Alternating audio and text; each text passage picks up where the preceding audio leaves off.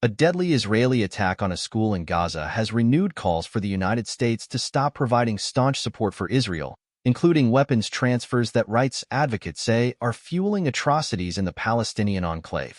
The Gaza Civil Defense Agency said more than 100 Palestinians were killed and dozens more were injured on Saturday when Israel launched an attack on Al-Taban School in Gaza City. The U.S. and allies are claiming a ceasefire is near, but all Palestinians see is more death, dislocation, and despair. The genocide continues, James Zogby, co-founder and president of the Arab American Institute, wrote on social media, "It passed time to end the charade. Israel doesn't want peace or a ceasefire. Why are we still sending Israel weapons?" On Saturday morning, CNN journalist Allegra Goodwin said in a post on X that the U.S. News Network had confirmed a U.S.-made GBU-39 small-diameter bomb was used in the deadly Israeli attack on Al-Taban School. Al Jazeera could not immediately verify that report. The attack comes as U.S. President Joe Biden has faced months of public pressure to cut off the supply of weapons to Israel amid its war on Gaza, which has killed more than 39,700 Palestinians since early October. Israel receives at least $3.8 billion in U.S. military assistance annually, and Biden signed off on $14 billion in additional aid to the U.S. ally earlier this year. Rights groups also have documented Israel's use of U.S.-made weapons in serious violations of international humanitarian and human rights law, and in a manner that is inconsistent with U.S. law and policy during the war. But a U.S. Department of State spokesperson announced on Friday that Washington would send an additional $3.5 billion to Israel to spend on U.S.-made weapons and military equipment. Ripped to pieces. The assault on the Gaza City school, which had served as a shelter for thousands of displaced people, also comes amid a renewed push by the U.S., Qatar, and Egypt to get Israel and Hamas to agree to a ceasefire agreement. But experts have said continued Israeli attacks across Gaza risk derailing those efforts, with some accusing Israeli Prime Minister Benjamin Netanyahu of seeking to sabotage any possible deal to end the war. The Gaza City school attack was described by paramedics and others at the scene as horrific, with bodies ripped to pieces.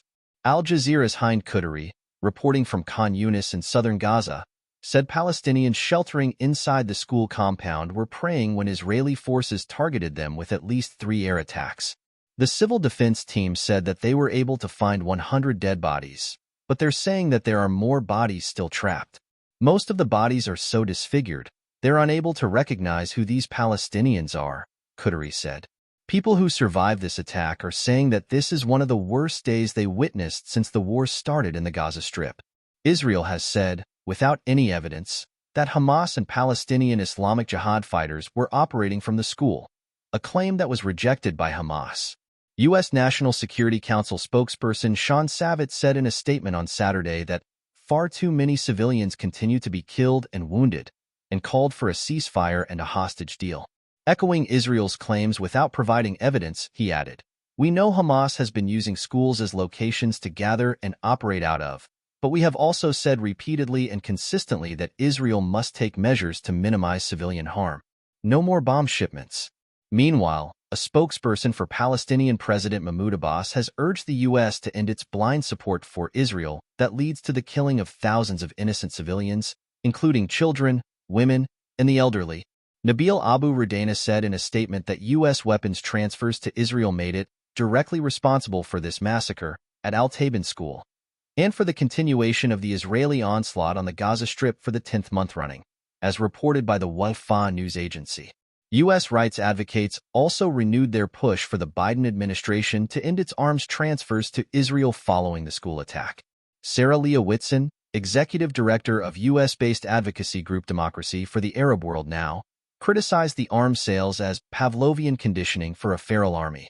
The Council on American Islamic Relations, CARE, a U.S. Muslim civil rights organization, also said the Gaza City attack merits a serious response from the Biden administration.